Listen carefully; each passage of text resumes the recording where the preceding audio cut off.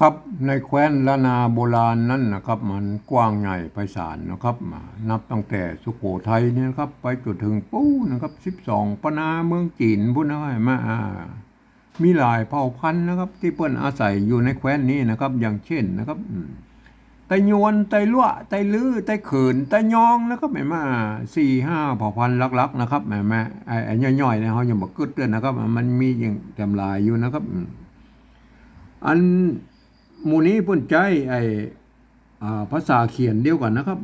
ก็คืออักขระละนานนะครับคือภาษาละนานนั่นนะครับเห็นไหมแต่ภาษาเนียงกำโอ้นะมันอาจจะผิดเพี้ยนกับไปนิดๆนะครับก็ว่ากันไปนะครับก็ฟังกันรู้เรื่องอยู่นะครับเห็นไหมทีนี้มันมาถึงประเดี๋ยวเนี่ยมันถ่ายทอดกันมานะครับ9 รุ่น10 รุ่นกันไปแล้วนะครับเห็นไหมมันก็อย่างว่านะครับปลายๆมาเดี๋ยวมันโหกันหมดแล้วนะครับ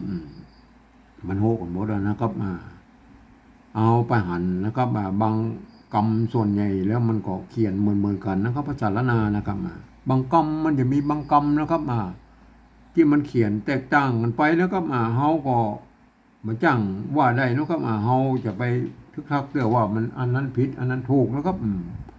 ก็มาวิเคราะห์กันตามหลักภาษาละนาไปก่อนเลยนะครับไม่มาแล้วก็ว่าเปิดนะครับเอามาวิเคราะห์กันเลยนะครับวันนี้มันถึงคำว่าป๊อกนะครับป๊อกป๊อกป๊อกลักไอ้ป๊อกลักป๊อกหรือไพ่ป๊อกนะครับหรือพายป๊อกแม่กับพายป๊อกไพ่ป๊อกป๊อกนะครับป๊อกเด้งอันนี้มันหลายไอ้ป๊อกป๊อกนั่นแหละครับเสียงตีนะครับป๊อกตัวปอนะครับป๊อกนะครับไม่มาก็เสียงตีใจตัวปะนะครับอักเสียงสามัญนะครับเสียงโทปกตินะครับเสียงตีใจตัวปะนะครับเห็นไหมใจตัวปะนะครับป๊อกป๊อกนะครับอันเสียงเอกนะครับเสียงโทพิเศษเสียงจัตวาใจตัวปะนะครับใจตัวปะนะครับอันนี้ใจตัวปะนะครับป๊อกนะครับป๊อกนี่มันก็ใจไม่เกาะก็ไม่ก่อนะครับมันก็เฮาก็ไม่เกาะนะครับไม่ก่อไม่ก่อนะครับเอาไม่ก่อก่อนนะครับไม่เกาะก็ไม่ก่อนะครับไม่เกาะเกาะอย่างไรแล้วก็ไม่เกาะไม่เกาะนี่มันมีอย่างอี้เลยครับเห็นไหมปกติมันก็จะมีไอ้ไม้กังมนอยู่ทางบนนี่ไหมก็ไม้กังมนนี่มันจะใส่ก็ได้บ่ใส่ก็ได้นะครับเห็นไหมคนส่วนใหญ่พวกก็จะบ่ใส่กันนะครับส่วนน้อยก็เขียนเต็มยศอันนี้ก็ใส่ไม่อันก็ใส่ไม้กังมนอยู่ข้างบนนั่นนะครับเห็นไหมก็สุดแล้วแต่นะครับก็เอาเขียนมุอีก็ได้นะครับไม่เกาะเห็นไหมไม่เกาะก็ไม่ก่อนะครับตอนอันอันนี้เราจะใส่ไม้ก่อก่อนนะครับไม้ก่อนะครับเห็นไหมไม้ก่ออันไม้ก่อใส่ไม้ก่อนะครับตัวปะนะครับอ่านว่าปอนะครับอ่านว่าปอนะครับใส่ตัวกะไปแล้วครับใส่ตัวกะไปมันปอกนะครับเสียงโทปกตินะครับปอกนะครับเสียงโทปกตินะครับปอกปอกนะครับปอกนะครับเปิ้นบอกว่าอันเมื่อมีตัวสะกดแล้วเปิ้นเพิ่งบอกว่าลบไอ้ตัวไอ้ไม้กังมนนี่ออกเหี้ยนะครับเปิ้นก็ว่าอย่างนี้แม่เปิ้นว่าหลักการของภาษาละนาเปิ้นก็ว่าอย่างนั้นนะครับแม่เห็นไหมลบไม้กังมนออกไปแล้วนะมันก็จะเหลือคำว่าปอกนะครับเห็นไหมปอกเสียงโทปกตินะครับเขาจะเขียนคำว่าปอกนะครับปอกอย่างเงี้ยเลยครับก็ใส่ไม่ซัดเข้าไปนะครับไม่ซัดนี่มันแน่พ้องนะครับมันเป็นหลายอย่างนะครับเป็นไม้กักก็ได้นะครับไม้พัดก็ได้นะครับไม้ก่อจ้างก็ได้นะครับเป็นไม้กำกับไม้เก่าก็ได้นะครับเห็นไหม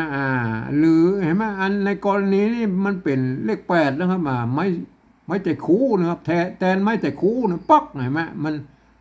อัพเสียงนะครับอัพเสียงจากอ่า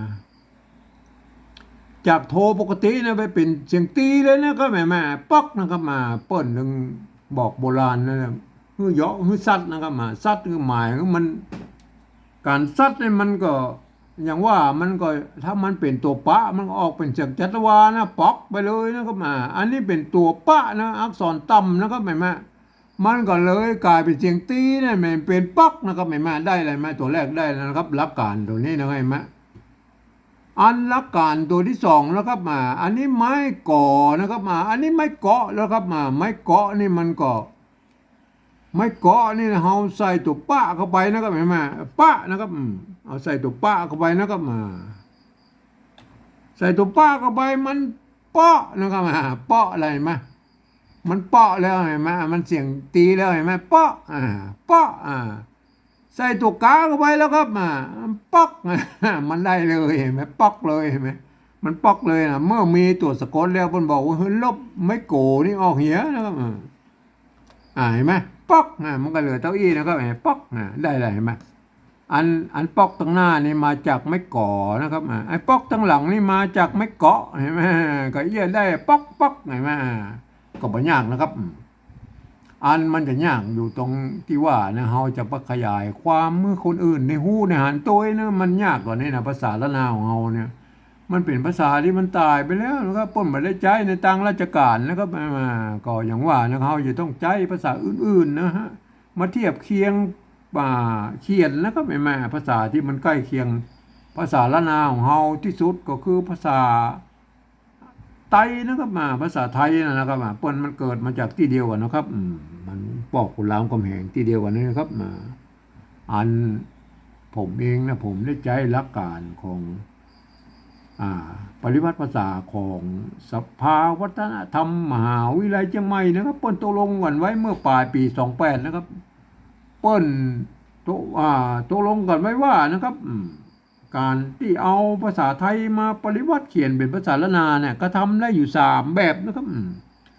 ก็แบบที่1นะครับเพื่อจะเอาไว้เขียนลักษณะจะเลือกเอกสารสัมพันธ์ต่างๆนะครับอันนั้นเพื่อจะเอามา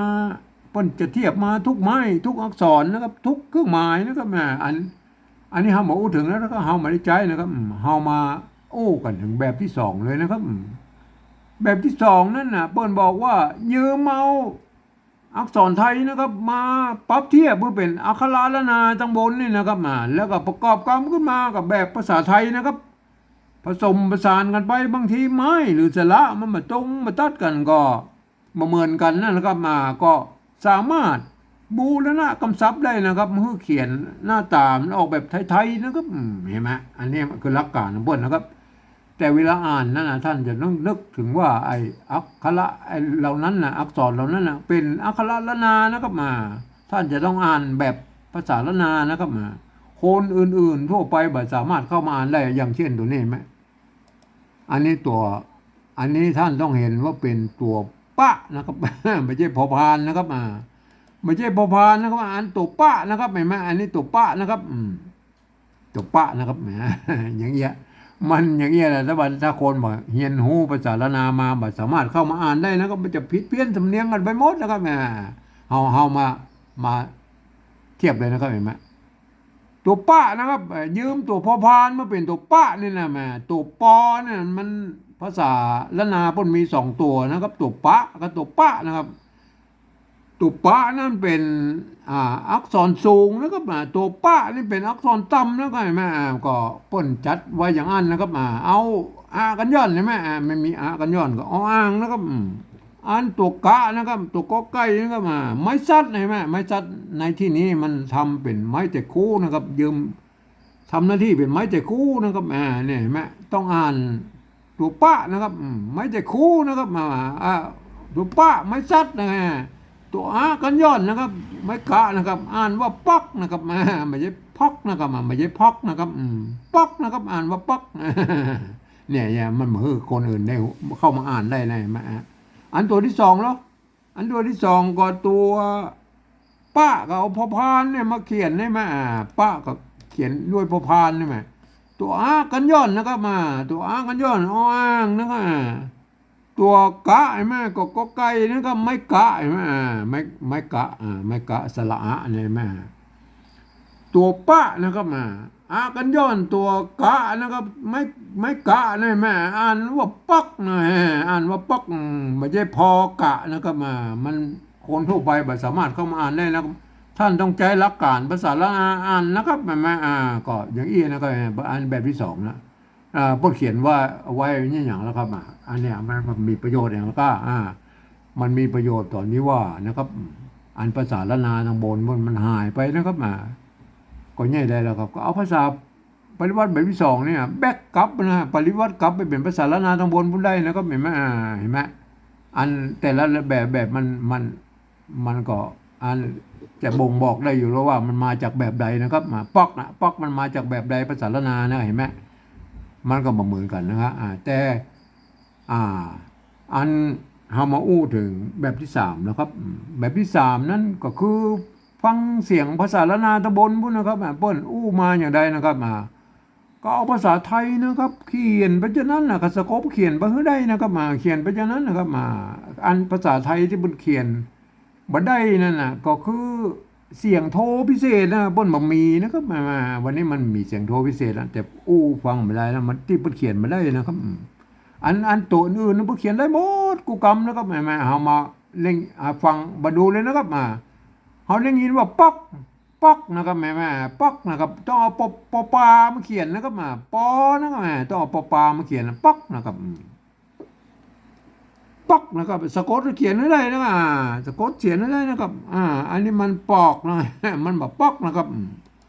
ป๊อกเสียงตีนะก็ใส่ไม่ตีวะนะครับปอปลานี่ก็เป็นอักษรกลางในภาษา